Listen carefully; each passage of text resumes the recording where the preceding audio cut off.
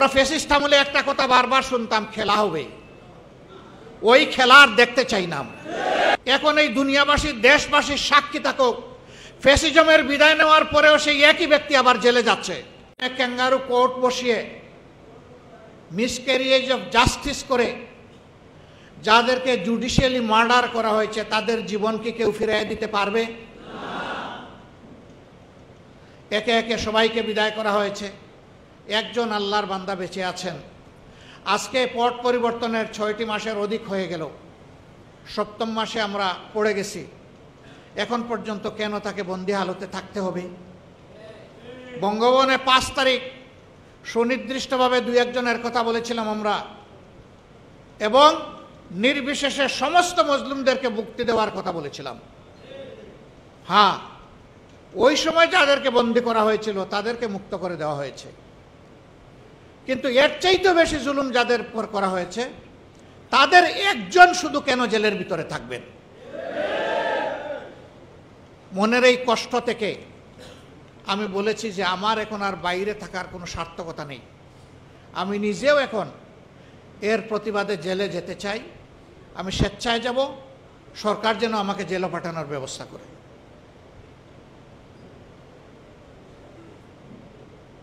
সম্মানিত বন্ধুগণ, আমার ভাইয়েরা বলেছে আপনাকে আমরা একা ছাড়ব না, আমরা আপনাকে লাখো কর্মী আপনাকে সঙ্গ দেব।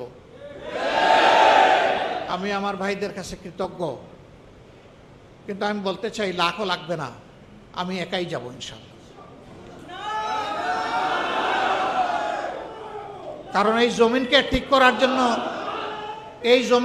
করার জন্য আমার সহকর্মীদেরকে বাইরে থাকতে হবে। সবাই ভিতরে গেলে এই জমিনের জঞ্জাল পরিষ্কার করবে কে? আমার সহকর্মীরা থাকুক, জঞ্জাল পরিষ্কার করুক, আর আমি মুসলিমের প্রতীক হিসাবে, প্রতিবাদ হিসাবে আমি জেলে চলে যাই। কারণ ফ্যাসিস্ট সরকার তো আমাকে দফায় দফায় জেলে নিয়েছে। আমাকে আগের দিন নিচে পরের দিন ছেড়েছে এমন কোনো ইতিহাস নেই। আজ বন্দি করেছে 2 মাসের, 1 মাসের মাথায় ছেড়ে দিয়েছে এমন কোনো ইতিহাস নেই। আমাকে দীর্ঘ সময় জেলে রেখে পরীক্ষা নিরীক্ষা করেছে। ফ্যাসিস্ট আমলে আমি জেলে গিয়েছি, সেই অভিজ্ঞতা আমার আছে। এখন এই দুনিয়াবাসী দেশবাসীর সাক্ষী থাকুক, ফ্যাসিজমের বিদায় নেওয়ার পরেও সেই একই ব্যক্তি আবার জেলে যাচ্ছে। আমার সম্মানিত ভাইয়েরা, হ্যাঁ, ইতিমধ্যে বিভিন্ন মহল থেকে আমাকে অনুরোধ করা হয়েছে যে অনেক ধৈর্য ধরেছেন, আরো একটু অল্প ধৈর্য ধরুন।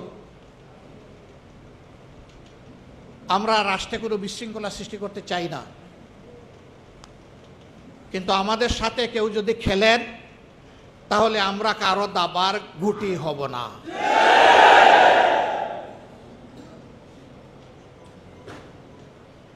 কেউ আমাদের সাথে খেলবেন এটা আমরা পছন্দ করি না। শুধু আমাদের সাথে না, এদেশের একজন নাগরিকের সাথেও যেন কেউ খেলাধুলা না করে।